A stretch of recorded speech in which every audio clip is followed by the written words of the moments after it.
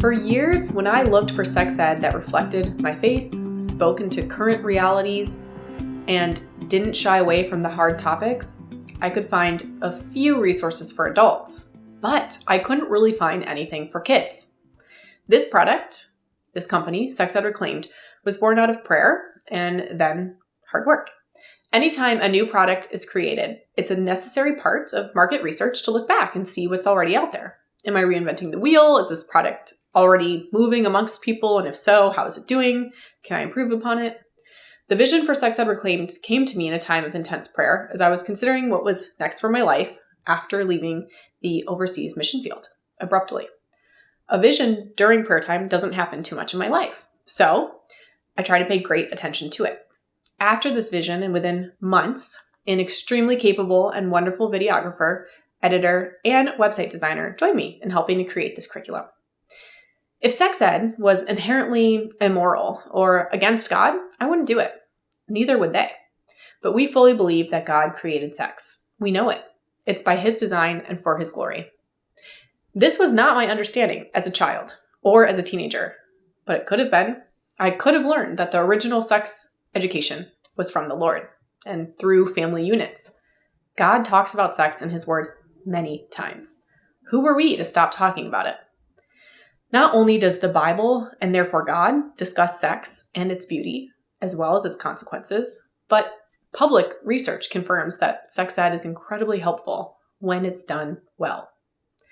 Most of us adults have come to experientially know this as we reflect on our own lack of sex ed in childhood and adolescence. A popular myth is that sex ed encourages kids to go out and try it. But that is unequivocally not true. Just like discussion of drinking and drugs doesn't encourage kids to go drink and do drugs. Can it for somebody? Yes, possibly to the kid who is already at risk or already interested. And I will tell you honestly that as you talk to your kids about sex, some kids might show extra interest in it.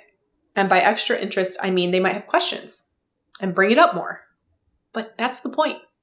Now they're presenting to you with their questions instead of other kids, porn, and Google. Their questions can freak some of us out, but kids were already curious and interested. They won't necessarily know who to ask until you start making their approach a comfortable possibility.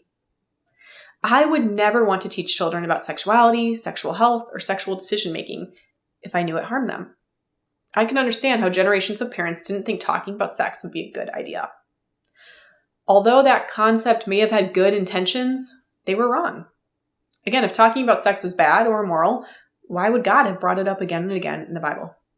When I think of the Old Testament as it relates to sexuality, and specifically to puberty, I think about how groups of women relied on tents of community they could flock to when they had their periods, because in those days, Jewish law stated they were unclean for 7 days. These tents fostered fellowship, community, rest, and probably began many conversations with young girls about what was happening to their body. We don't use holy tents anymore set apart, partially because we're not ritually unclean. We don't have family units quite like the old days either. For thousands of years, there have been no constant distractions in life besides the act of survival and work. But for many years now, TV is on demand, movies are streaming, shows are popping up, materialism is at an all-time accessibility, and computers and phones are an hourly part of life. I'm using one right now. Yet, talking about sex, this is a necessity, even with the distractions. Maybe more so because of the distractions. Please don't hesitate to join your children in learning from this curriculum and let it beget conversations within your family. Imagine a childhood where talking about our bodies, dating, and even pornography wasn't shameful, but was edifying and helpful. That can happen. Teaching children about sexual health doesn't set them back emotionally, physically, spiritually, or mentally. In fact, it does the opposite. Research shows that populations of students without education suffer. This is a basic concept. Lack of education equals kids who are suffering. This is probably obvious, but it applies to sex education too. Studies within the last 20 years show that the USA, the country in which I myself was educated and have primarily educated others, ranks first among developed nations in rates of teenage pregnancy and STIs, sexually transmitted infections. Sex ed remains extremely controversial, and this is because many teachers have agendas, whether they recognize it or not. While typically their agendas are okay or even good, the definition of good differs based on who you're talking to. Sex Ed Reclaimed defines good by God's love, holiness, moral purity, and mercy. This informs how I teach sex ed. While I teach God's desires for sex, which is that we wait until we're married, I also recognize that most people in our world don't do that, including Christians. Many Christians live together before they're married, which was unheard of just 20 years ago. I want to talk to kids about why people do that. Some reports state 85% of people have sex before they turn 20, even if they grow up in teachings which encourage them to wait until marriage.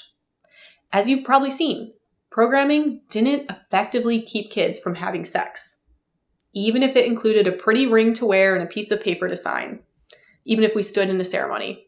Receipt of school-based sex ed promoting refusal skills, saying no, and how to say it, that is shown to be a protective factor from infections, from early pregnancy, and even from assault. You can view the studies I'm citing on my website. I know for certain that students who talk openly with their parents or guardians about sex report they feel more prepared for the world around them, and they demonstrate an accurate understanding of consent, of puberty, of reproductive health, their body, and management of healthy relationships. I've been a sex ed teacher for 13 years in hundreds and hundreds of settings, teaching adults and kids. Time and time again, kids ask me incredible questions their own parents would probably be surprised by. But they want to learn, and it's not because something's wrong with them. It's because they're kids, and they're curious, as we were. Parents and guardians know kids ask the question, why, a lot. They're learning. Wouldn't you rather that they learn in your home with teachings you trust? Then, as they enter the world, they're more prepared. I can often tell when a student comes from a family who doesn't shy away from talking about sex. And on the other hand, I can also tell when a child has rarely ever discussed the topic, and I'm the first one talking about it with them. The latter child often continues on in life, not knowing how to talk about sex, even carrying that into marriage and family. Even medical students, when they're offered sexual health education, as beginning physicians, they're shown to feel more comfortable discussing sexual behaviors with patients after they themselves receive education. We all know from experience, authentic relationships are effective to help change us. But telling people how to think or what to do out of fear or discomfort doesn't really work as well.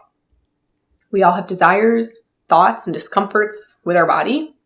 How much healthier will our future look if we're able to discuss what's happening in our minds, in our bodies, in our hearts, instead of succumbing to guilt and embarrassment while we suffer in a shameful silence? Children want to learn from their parents. They're often willing to listen. Kids know what parents talk to them about. Kids also know what their parents don't talk to them about. So did we when we were their age.